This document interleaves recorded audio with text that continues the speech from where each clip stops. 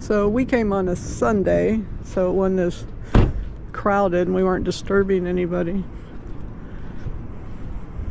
But this is the Letcher County Courthouse right here. We'll go there and check it out. On the afternoon of September 19th, 2024, the Letcher County Courthouse in Whitesburg was going through another ordinary day. Judge Kevin R. Mullins was in his chambers, a room he had worked in for 14 years. Earlier that morning, several courthouse workers noticed that Sheriff Sean Mickey Stines arrived earlier than usual. Witnesses said he looked tense, was pacing, and didn't seem like himself. Staff later said the two men had argued that day, and multiple employees reported hearing raised voices coming from that direction before anything violent occurred. Since then, later court filings revealed that Stines had already been acting in an unstable way in the days leading up to the shooting. Jail intake records released months later showed that after the shooting, he went through periods of severe agitation, active psychosis, and had multiple combative episodes in custody that required jail staff intervention. Social worker reports filed by the state documented him shaking, sweating, paranoid, and at times uncooperative. These details became part of the evidence introduced during later hearings. At 2:52 p.m., Stines walked into the judge's chambers and closed the door. Surveillance footage shows him shutting it behind them. A few minutes passed. The argument was described afterward as fast, heated, and short. Someone who passed the door said the tone inside sounded strained. Then the video captured the sudden muzzle flashes as Stines opened fire. Mullins was crouched or lowering himself toward the ground when the shots began. Officers later confirmed that 8 shots were fired in total, 2 of them at close range. 2 shell casings were found near the entrance of the chamber, with additional casings scattered deeper inside. A staff member who heard the initial shots ran toward the office, knocked once, heard nothing, and fled immediately to call 911. Others in the hallway later said they saw Stines exit the chamber, walking fast but not running, his face pale, moving with a rigid, shocked expression. First responders reached the chamber quickly, but Mullins died at the scene. He was found under or near his desk, consistent with the video shown later in court. Stines had placed his weapon on the floor when deputies arrived. When officers detained him, they reported he was sweating heavily, shaking, and talking rapidly. They said he kept repeating, "You don't understand. They're coming." And also, "They're trying to kidnap my wife and kid," statements that investigators later included in their reports. The courthouse was placed under immediate lockdown. Local schools were briefly secured until police confirmed no ongoing threat. By nightfall, state officials had issued statements as shock spread through the region. In the court hearings that followed, more details surfaced.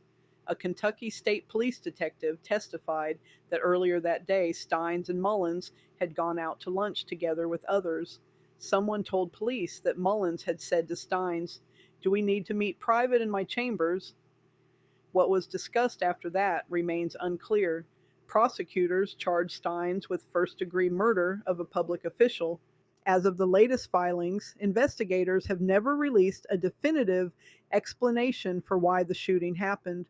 3 days after the shooting, on Sunday, September 22nd, 2024, Mullins' funeral was held at the Jenkins High School gym. It drew a large crowd, including members of the public and the court system. Some reports listed burial at the Caudle Family Cemetery in Jeremiah. Other public memorial sources listed cremation. The information remains conflicting. If you want the full story, there is tons of videos to watch. Today, we are just showing you where this happened.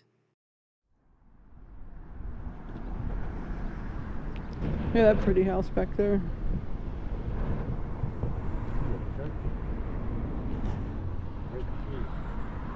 Right there, it's really pretty. Yeah, it is.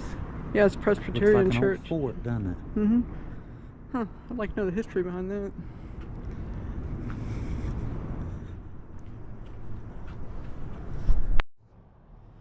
So it's a pretty day. It's 62 degrees. Kind of still in that spring mode before it turns horribly hot. Sunday was a great day to do this. It was, yeah.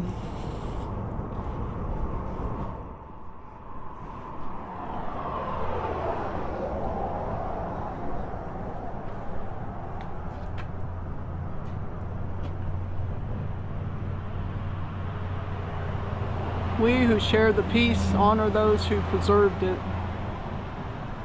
Huh, that's a good point. Yeah.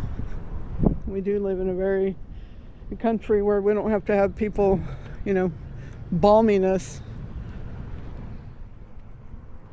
So here's that sign on Francis Gary Powers I was telling you about. Pilot spy hero Francis Gary Powers in the U-2 incident catapulted activities of the United States into world view.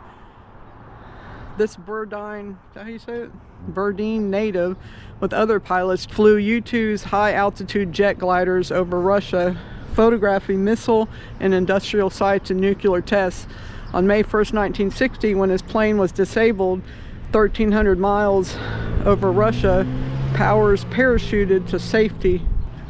Taken prisoner, Powers stated his compass had malfunctioned on a weather flight, finding film intact in plane's wreckage. The Russians told him he would stand trial for espionage. Sentenced to 10 years imprisonment, Powers was released in 1962 in exchange for a Soviet spy, later decorated by CIA. He died later in a civilian helicopter crash. Yeah. He just wasn't having any luck with flying. That's for sure.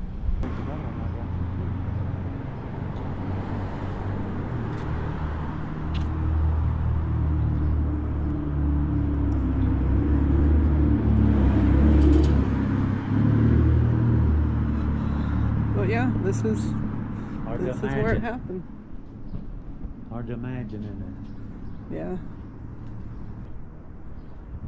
Right in the courthouse.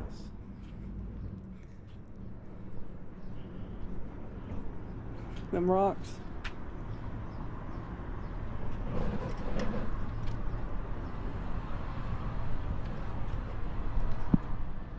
Well, it was just such an unusual thing. It just, you know. Yeah, it stands out. I guess that's why it got so much national attention. You know, it's just so strange in the courthouse. But Whitesburg is a nice city. It's full of a lot of history and interesting things. If you're into the kind of stuff we're into, it's just loaded with it. Very pretty town. You can tell it's old too. A lot of the buildings are old and mixed in with new ones too. All right, well, I've been wanting to do this video for a while, and right after it happened, it just seemed too soon. But we just thought that there's been enough time, and why not come up and just show the location. So thank you guys for watching to the end, and we will see you next time. Hillbillies out. Hillbillies out.